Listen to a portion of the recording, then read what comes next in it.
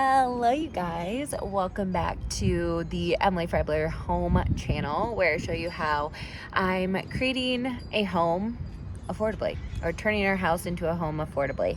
So today's video, I want to start talking about the outdoor garden area. Like, I have so many plans and I want to show you what I've done so far, what the plan is, and all that jazz. I started some plants from seeds, let's see, less than a month ago. It is the 27th of March. I started some of them on March 5th. I still have some seeds that I want to direct sow once I get the flower bed going. We've got some bushes, some trees, like all this stuff, and I'm gonna make this backyard so awesome. I'm so excited. The last few years I've spent like focusing on the pergola, getting just like this area kind of situated, and now it's time to like really make the backyard beautiful. And then also I'm creating a cut flower garden just because I want some fresh flowers and I'm really excited. So one thing I've done is, like I said, get stuff from seed as well as some bulbs from Sam's Club. Very affordable. The other thing I've done, which I'll show you in a minute, is go to a place called the Barnyard Flea Market here near Greenville. It's in Greer if you're local, and there's people selling plants there, and I got some really good priced shrubs. So that's a tip as well if you are local. I found out about it on Facebook Marketplace, so it's really easy to do. So let me show you what we planted the other day, what we still need to plant, and my plans for this cut flower garden. If you're new here, this is our backyard. We put a fence in when we moved in. This is the pergola I was talking about. Let's zoom out. So I normally have, some big plants in these. That it's actually technically ground cover that usually like trails out of the plant. Those are hardy, so they come back every year. And we have a lot of weeds in the grass and some issues with, drainage a little bit right here. But my plan is so I have like this little garden right here that I think I did last year. And my plan is to take a garden literally like all along this fence line and make a cut flower garden. As you can see, I can't go that far with some of these because of the standing water. That it's rained a lot lately, so that's why that's an issue. We have clay soil, so it holds on to water a lot. So I don't know if this one will stay in this place, but this is an azalea bush, which obviously bloom in the springtime, and it's absolutely gorgeous. I love this so much. We have a different version in the front yard. It has a little bit of darker pink flower. I'm not sure if this one will stay here, but it'll be around this area probably. And then this actually is so funny. This is a crepe myrtle. I know this is kind of hard to see because it's not up high and it doesn't have a lot of leaves, but this is a crepe myrtle that actually self-seeded itself from the front garden bed. So that's really exciting. So I literally dug it up from the front garden and brought it back here. I'm thinking I'm going to do some grasses and a big giant elephant ear over this area. And then we have a red bud tree here. And then this is a camellia bush, which actually flowers in the fall into the spring. So this will be flowering in the winter, which is awesome. And these get very big. Right now it's probably, I don't know, a couple feet tall. We have a red maple tree as well. So this will get really big eventually, All of the trees were actually free. If you live local, Duke Energy, if you go on their website, they've been giving out free trees this year. So we actually got these in the fall. We just haven't planted them yet, and they actually survived. So since they were free, I was kind of like, I don't know where we're going to plant them, but let's get them. And turns out they're actually doing more through, I think, the spring, maybe the summer as well.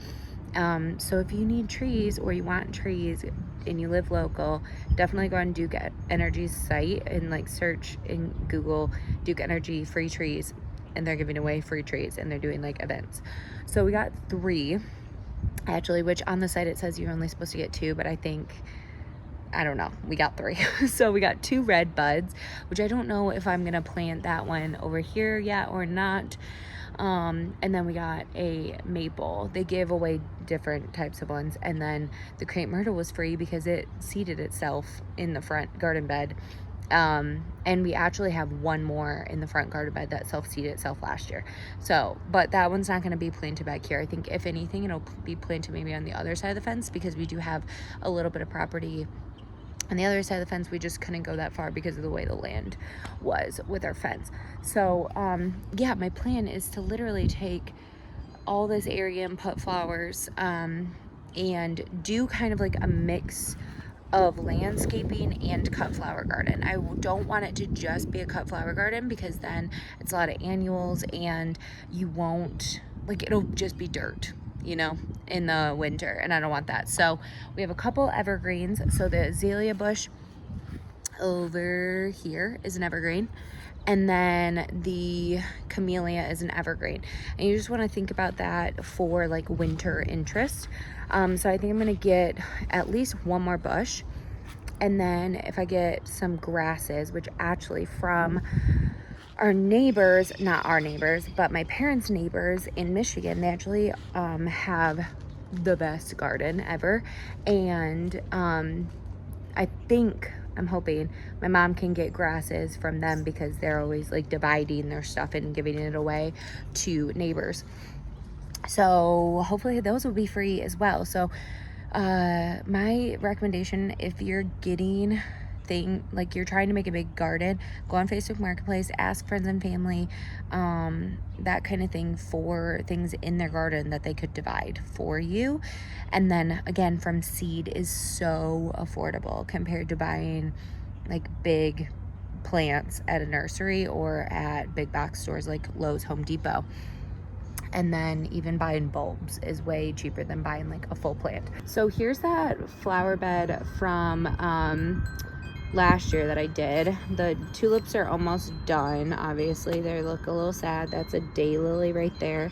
And then this over here is a giant elephant ear that I wasn't sure if it would come back or not, if it was hardy enough, but it is. It's coming up in 3 different spots, so that's amazing. I also put some seed down in here to do some like wildflowers, because all of the tulips will be gone obviously. And then this actually is a bare root snowball viburnum that I just placed there because it needed to get in the ground somewhere, but I'm gonna probably move it and hopefully that'll actually start growing. We'll see. Alrighty, now to the seeded plants. So these are sunflowers and they're doing amazing. They're like going to be kind of like a reddish orange color, actually not traditional sunflowers, but they're doing so good. So that was planted on March 5th, and since the weather's been amazing lately, they've done great. And then here's all these other ones. So these, I have a ton of like snapdragons, which I now know I can't just like sprinkle them over. Like I need to divide it a little bit better, but the seeds are so small it was like hard to do. These ones I started later, and these are lupins. So they're just starting to, you know, emerge from the soil. We have some zinnias. I have 2 different types of zinnias. This one's a giant double enchantress, I believe. And then another thing is zinnias. These are California giants. This is a type of dahlia. This is Unwin's dwarf. And then I have like 2 of each of those. And then in a bunch of these, I have lily bulbs that I will eventually transplant.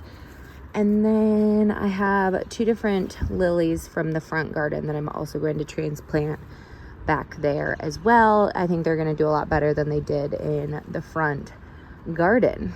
So yeah, it's really exciting. It's going to be a lot of work, but I'm so excited for it. I can't wait, like literally can't wait till things start flowering.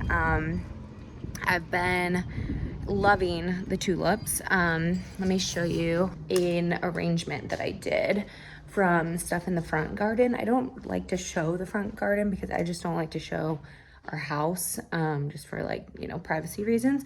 But let me show you the front, like this arrangement I did, I love. Okay, so I did this arrangement with stuff from the front. There's two different types of tulips, kind of like your traditional tulip, and then these are parrot. I think they're called parrot tulips, something like that.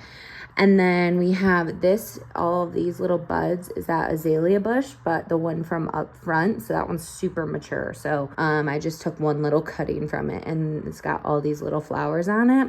And then the ivy from the front, which I actually kind of hate in the garden, but it looks awesome in an arrangement. So I love that so much. So yeah, I'm like so excited about having cut flowers. And one thing I do need to think about a little bit more is like filler for arrangements, because I don't want just flowers, but we'll see. I'm still trying to plan everything out because I have so many seeds that I started, because I was just like excited and I didn't know what I was doing and everything, but I've been looking up a bunch of stuff. Zinnias are, and dahlias and stuff like that are like cut and come again flower, especially zinnias. And I have some Cosmo seeds that I'm going to plant as well. And I actually have a couple other types of zinnias that I'm going to probably just direct sow, because our average last frost date, I think, is like the 15th-ish of April, and it is March 27th, but right now on the forecast, there's not even anywhere close to freezing. So I'm gonna wait a little bit longer, maybe next week, and look at the forecast. If there's nowhere close to freezing, then I'm gonna just go ahead and plant everything. I also have dahlia bulbs that are supposed to be the big dinner plate dahlias. It sounds like a lot, because it kind of is, but it's also a huge garden. So